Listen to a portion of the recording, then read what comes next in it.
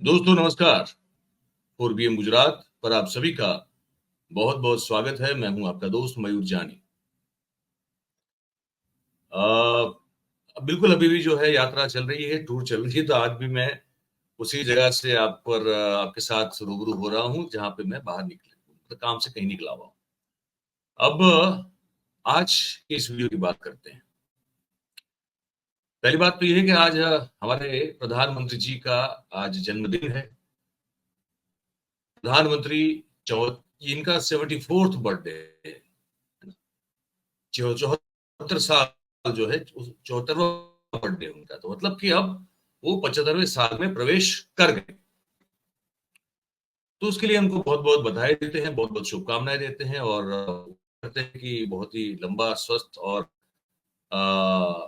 क्या कहते हैं कि देश के लिए सचमुच भलाई करने वाला उनको जीवन प्रदान हो। अगर अभी भी मौका है, कुछ सही में करना चाहते हैं तो कर सकते हैं। तब तक तो कुछ होता हुआ दिखाई देता नहीं है।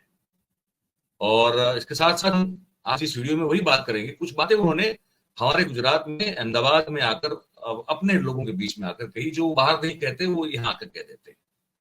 यहाँ से उनको नई ऊर्जा मिलती है, ऐसा वो कहते हैं, नई चेतना मिलती है, ये भी वो कहते हैं। तो उन्होंने कल अहमदाबाद के जीएमडीसी ग्राउंड में कुछ बातें कही। उन बातों का हमें आज थोड़ा जो है वो रुक रुक के बीच बीच में रुकेंगे हम उनकी बात सुनाते सुनाते, और उन मुद्दों पर जो है मेरा जो थॉट एंगल है, मेरा जो एनालिसिस है, वो मैं आपके समक्ष प्रस्तुत करूंगा। शुरुआत करते हैं यहां से। ये आप सुनिए इसको ठीक से। मैंने लोकसभा चुनाव के दरमियान आप लोगों को, देशवासियों को एक गारंटी दी थी। मैंने कहा था कि तीसरे टर्म के पहले 100 दिन देश के लिए अभूतपूर्व फैसले लिए जाएंगे। बीते 100 दिनों में मैंने दिन नहीं देखा, रात नहीं देखा। 100 दिन के एजेंडे को पूरा करने के लिए पूरी ताकत झोंक दी। यहां रोकता हूं मैं इनको, और मैं आपसे ये बात करना चाहता हूं कि ये 100 दिन में इन्होंने कहा कि ना दिन देखा ना रात देखी, और अपने आप को पूरी तरह से झोंक दिया। हम ये जब सुने तो हमको बड़े सवाल हुए कि मतलब क्या किया 100 दिन में।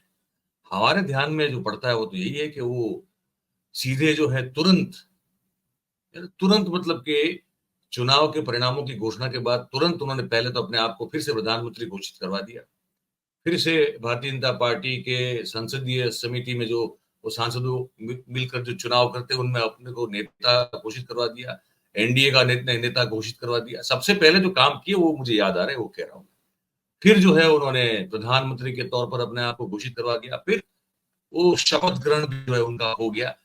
और उसके साथ साथ वो पहले जो मुझे काम याद आता है वो ये कि चले गए इटली।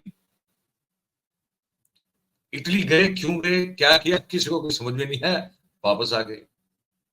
उसके बाद अगर कोई काम याद आता है उनका, तो हमको ये आता है कि उन्होंने विनेश फोगाट जब डिस्क्वालिफाइड हुई, तो एक सांत्वनापूर्ण, सहानुभूति वाला, कंसोलेशन वाला जो है एक ट्वीट कर दिया उन्होंने, है ना। फोन नहीं किया लेकिन ट्वीट कर दिया। ये किया उन्होंने। उसके बाद बड़े काम उनके किए गए जो याद आते हैं हमको, वो आते हैं कि फिर वो चले गए उधर पोलैंड और फिर यूक्रेन। वो जेलेंस्की के कंधों पर हाथ रखा और उनको भगवान गौतम बुद्ध की धरती से आया हूं कहकर शांति का संदेश दिया। और जेलेंस्की को कहा कि भैया, तुम जो रशिया ने कब्जा किया हुआ है जिस जमीन पर तुम्हारी, तुम उसको भूल जाओ, तुम शांति प्रयास में हमारा साथ सहकार दो। जेलेंस्की ने बड़ी बेइज्जती की, उनकी भी की, और हमारा जो मीडिया वहां पे था उनके उनके समक्ष भी हमारी और मोदी जी की एक तरह से बड़ी बेइज्जती की, सबकी, देशवासियों की और पूरे देश की। ये हमको याद आ रहा है। फिर वो मतलब उससे पहले रशिया गए थे, उसके बाद वापस आए, फिर पुतिन को रिपोर्टिंग की कि भाई साहब मैं ये सब करके आया हूँ लेकिन कुछ खास मसला हल होता हुआ दिखाई नहीं दे रहा है। ये हमको सब याद आ रहा है। फिर अभी भी अजीत डोभाल साहब को दूध बना के भेजा है, वो रिपोर्टिंग करने गए थे पुतिन साहब के पास। तो हमको तो ये नजर आ रहा है कि आप किसी और देश मुखिया के आप क्या कहते हैं, मतलब एक तरह से उनके सहायक या असिस्टेंट बन के कुछ काम कर रहे हैं, वो 100 दिन नजर आ रहा है, और तो हमको कुछ नजर आ नहीं रहा है। और वो कहते हैं कि उन्होंने ना दिन देखा ना रात देखी, और क्या कहते हैं, अपने आप को पूरी तरह से झोंक दिया। अब किस काम करने में, कौन से काम करने में झोंक दिया, ये हमको तो समझ में नहीं आ रहा है। अगर आप लोगों को आ रहा हो तो हमको कमेंट में लिख के जरूर से बताइए। कि आगे सुनिए, अभी वो दुख प्रकट कर रहे हैं कि किस तरह से उनका मजाक या उनके ऊपर जोक बनाया जा रहा है, और उसका वो उसका जिक्र करते हुए आपको सुनाई देंगे। आप गौर से इसको देखिएगा, सुनिएगा, ये सुनिएगा जी, अभी आएगा। जहां भी जो भी प्रयास करने थे वो किए, कोई कोर कसर बाकी नहीं छोड़ी। और आपने देखा होगा अब सुनिएगा। पिछले 100 दिन में न जाने कैसी कैसी बातें होने लगी। इस दौरान मेरा मजाक उड़ाने लगे।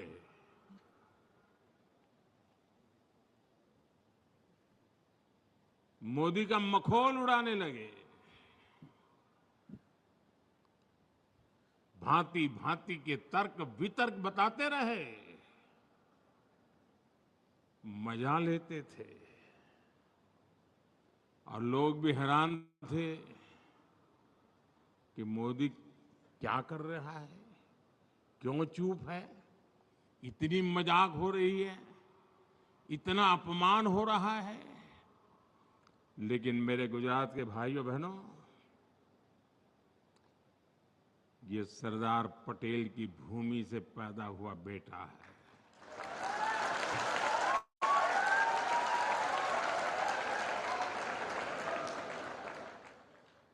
हर मजाक, हर मखौल, हर अपमान को सहते हुए एक प्रण लेकर के 100 दिन मैंने आपके कल्याण के लिए, देश हित के लिए नीति बनाने और निर्णय लेने में जुटा लिए। और तय किया था, जिनको जितना मखौल उड़ाना है उड़ा दो, उनको भी तो मौज आएगी यार, ले लो ले लो। और मैंने तय किया था, मैं एक भी जवाब नहीं दूंगा। जिस रास्ते पर मुझे देश के कल्याण के मार्ग पर चलना है, कितने ही प्रकार के हंसी मजाक ठिठोरापन होता रहे, मैं अपनी इस राह से भटकूंगा नहीं। और आज मुझे खुशी है कि उन सब अपमानों को पछाते हुए 100 दिन के इन निर्णयों में देश के हर नागरिक, हर परिवार, हर वर्ग के कल्याण की गारंटी पक्की हो गई है। अब यहां मैं इनको रोक रहा हूं, ठीक है। उनको जो बड़ी तकलीफ हुई होती है यार, किसी को क्यों नहीं होती है। अब क्या है कि देखिए, ये बड़ी समझने वाली बात है। इस चीज को आपको, इस दर्द को आपको समझना पड़ेगा। अब आप ये समझ के सोच के देखिए कि इनको लगता है कि इनका माहौल उड़ाया गया, उनकी मजाक उड़ाई गई, उनके ऊपर जोक किए गए, है ना। ये सब हुआ भी है, बात सही है, बात गलत नहीं है। लेकिन आप सोचिए, यहां पर एक ऐसा भी आदमी इस देश में है जिसका मजाक और मखौल मतलब कि 10 साल तक उड़ाया गया लगातार। 2013 के एंड से उसको पप्पू घोषित कर दिया गया। मैं राहुल गांधी की बात कर रहा हूं। राहुल गांधी को पप्पू बना दिया गया। राहुल गांधी पर क्या क्या जोक नहीं बने। तो आप सोच के देखिए कि राहुल गांधी का जो अंतर्मन जो कौन कितना मजबूत होगा, कितना दृढ़ निश्चयी आदमी होगा, वो कितना अंदर से उस सत्व से भरा होगा कि इतनी पूरी दुनिया एक तरफ मजाक उड़ा रही है। और मैं आपको यकीन से कहता हूं, मैं जानता हूं कि उस समय वो दौर ऐसा भी था कि कांग्रेस के लोग भी उनका मजाक उड़ाते थे पीठ के पीछे। ये भी हुआ है। मतलब अपने ही जो है वो, मतलब आप उनकी इतनी खिल्ली उड़ाते थे कि पूछे मत। वो आदमी का क्या होगा मनोबल, जब पूरा देश उसके पीछे लगा था और पप्पू साबित मतलब कर दिया था। अच्छा महाराज, आपको तो 100 दिन में सिर्फ ये आपकी मजाक या मस्करी या आपकी जो भी जोक हो रहा है, बिल्कुल हो रहा है, मना नहीं करते। और वो क्यों हो रहा है? वो इसलिए हो रहा है क्योंकि आपके बर्ताव में आप कह देंगे कि मैं नॉन बायोलॉजिकल हूं, तो कौन ऐसा होगा जो आपकी बात को का मजाक नहीं उड़ाएगा? आप अपने अपने बोलने में अगर ध्यान, आप कहेंगे कि कांग्रेस आके आपकी भैंस चुरा जाएगी, तो भाई कौन कैसे किसी की कोई भैंस चुरा सकता है? कोई पार्टी किसी की भैंस को लेके क्या करेगी? क्यों ऐसा करेगी? मतलब आपने खुद ऐसे ऐसे ऐसे ऐसी चीजें बोली हुई है, ऐसा ऐसा बर्ताव किया है ये चुनाव के दौरान और चुनाव से पहले, कि आपकी फिर मजाक बनना मतलब वो लाजमी है ना, उसमें आप कैसे कोई रोक सकता है? आप जिस पद पर बैठे हैं, उस पद पे अगर उस पद की गरिमा का ख्याल अगर आप खुद ही नहीं रखेंगे, तो और कौन रखेगा भाई साहब, ये बताइए। तो बात ये है। और काम की बात है तो मैं आपको बता दूं कि उन्होंने जो घोषणा की थी कि कितने कितने कौन से काम किए, तो 100 दिन में जो किए उसके उनके हिसाब से जो महत्वपूर्ण काम है वो मैंने खोल के रखे। वो ये है कि ये कह रहे हैं कि भाई 2000, अब ये देखिए भविष्यदर्शी बातें हैं कि 2030 तक, आने तक है ना, अभी आज कुछ नहीं है, आते आते 2030 तक देश में 500 जीडब्ल्यू बिजली जो है वो सौर हो, मतलब सूर्य ऊर्जा से हो या पवन से हो, विंड एनर्जी हो या पानी से हो, तो वो पैदा होगी। और सौर ऊर्जा के सेक्टर में आगामी आने वाले दिनों में 20 लाख ग्रीन जॉब्स, मतलब जी जो जिसे मतलब ऑब्वियसली क्योंकि रिन्यूएबल एनर्जी में लगने वाली जॉब होंगी तो उसको ग्रीन जॉब कहा जाता है। तो 20 लाख ग्रीन जॉब्स जो है वो पैदा की जाएगी। और आने वाले, अब देखिए, अब इससे पहले तो 2047 तक की बात करते थे। अब भाई साहब जो है, अब यहाँ पे मजाक में भी तो क्या होगा बताइए।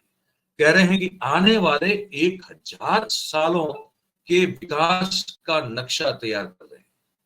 इतना बड़ा क्यों अपने सर पे बोझ लेते हो भाई? कल का सोचो, आज का सोचो। उधर बड़ौदा और अहमदाबाद जिले के साणंद तहसील के गांव और नलकांठा विस्तार के पूरा प्रदेश किसान, उनकी मतलब लूट गई है नैया। वो रो रहे हैं, वो परेशान है, वो आपको गुहार लगा रहे हैं, इनका भला कर दो भाई। 1000 साल का विकास और उसका नक्शा तैयार करने की जहमत मत लीजिए महाराज। ये बहुत मतलब ऐसा कौन करता है? अब ये कर रहे हैं तो अब कहते हैं मजाक हो रहा है, तो मजाक ही तो होगा और क्या होगा। तो कह रहे हैं कि और उस लक्ष्य को हमने सामने रखा है। और भी पता है कि 100 दिन में, कह रहे हैं कि 100 दिन में 15,000 करोड़ से ज्यादा के रोड, पोर्ट, रेलवे और रोजगार के काम किए बस। अब इसमें क्या क्या हुआ है कोई नहीं जानता, ये बोल दिया उन्होंने, इसकी डिटेलिंग किसी के पास नहीं है। ठीक है, कह रहे हैं कि भारत का सुवर्ण काल चल रहा है, 2047 में विकसित भारत का सपना पूरा होगा। ये भी 100 दिन में किए गए कामों की सूची में है ये बातें। ठीक है।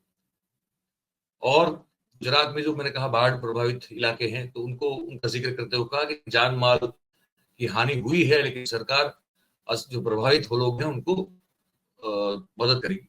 और फिर कहा कि आरोग्य, ऊर्जा, टेक्नोलॉजीज, सुरक्षा के क्षेत्र में, फिर इंफ्रास्ट्रक्चर, रोड रास्ते के जो इंफ्रास्ट्रक्चर होते हैं उस क्षेत्र में, रेलवे में, पोर्ट के मामले में, जो इंफ्रास्ट्रक्चर पॉइंट ऑफ व्यू से जो सुविधा खड़ी करनी होती है, उसमें आवंटन किया है 35 लाख करोड़ रुपए का। ये काम है, इसमें दिन और रात एक की उन्होंने, इसमें 35 लाख करोड़ को आवंटित करने में कितना मेहनत का काम किया बताइए, है ना। खुशी के लिए 3 लाख करोड़ रुपए को आवंटित किया हुआ है।